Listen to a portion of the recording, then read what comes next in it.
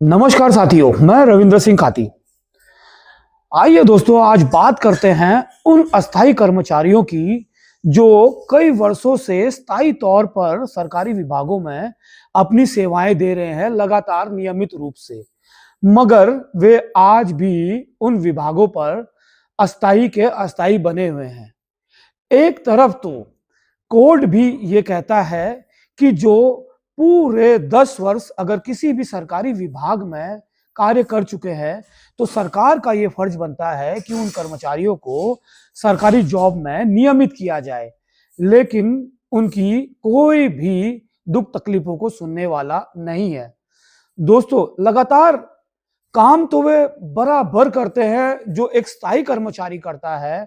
अस्थायी कर्मचारी कई वर्षों से लगातार मेहनत से जी जान लगाकर काम करता है, मगर उनको जो वेतन है, समान कार्य के लिए समान वेतन नहीं मिलता है।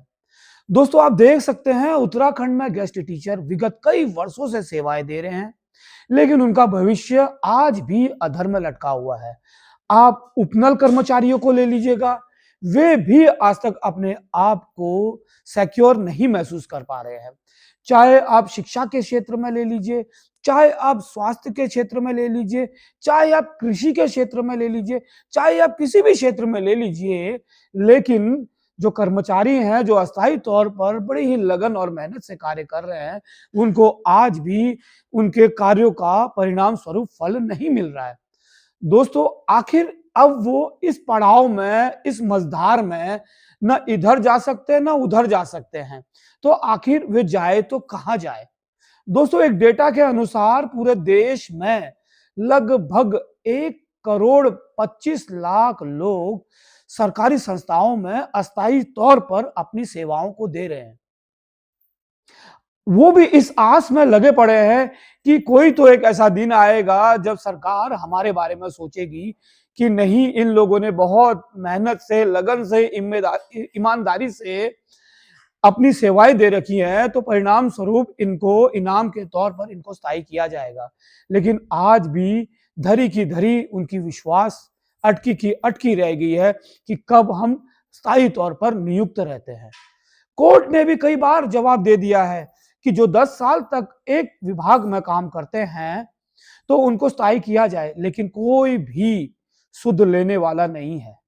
दोस्तों, बड़ा ही बुरा हाल है। ये उत्तराखंड में ही नहीं, पूरे देश में, चाहे आप उत्तर प्रदेश ले लो, चाहे आप गुजरात ले लो, चाहे महाराष्ट्र ले लो, चाहे राजस्थान ले लो, चाहे हरियाणा ले लो, सेवाएं तो पूरी कर रहे हैं, रात दिन कर रहे हैं। हम ये देखते हैं कि स्थायी कर्मचारी जिस हिसाब से काम नहीं करते हैं, जिस हिसाब से जो अस्थायी कर्मचारी जी जान और लगन से हमने कार्य करते हुए देखा है, उस हिसाब से उनको वो परिणाम नहीं मिल रहा है।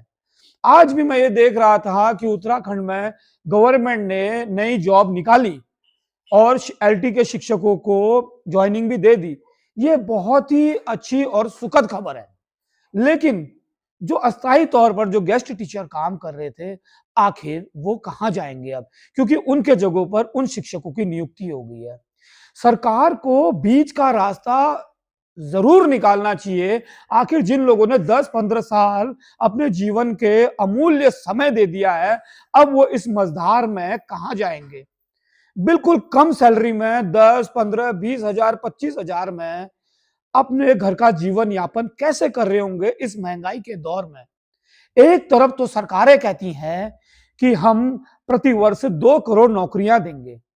अच्छी बात है, आप नौकरियां दीजिए, लेकिन जो लगातार अपनी चप्पलों को, जूतों को घिस घिस कर सरकारी संस्थाओं को जो अपना अमूल्य समय दे चुके हैं, आखिर उनकी सुध कौन लेगा?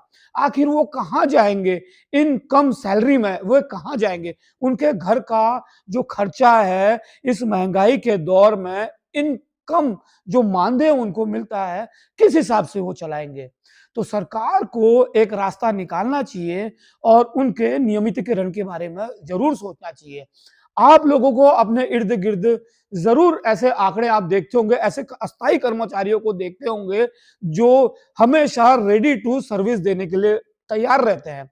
आप विद्युत विभाग से ही ले लीजिए, आप शिक्षा के मंदिर में जो अतिथि शिक्षक पढ़ाते हैं, आप उनका ट्रैक रिकॉर्ड देख लीजिएगा कि वो किस हिसाब से स्कूल में, किस गुणवत्ता से वो विद्यालय में अपने बच्चों को शिक्षा देते हैं।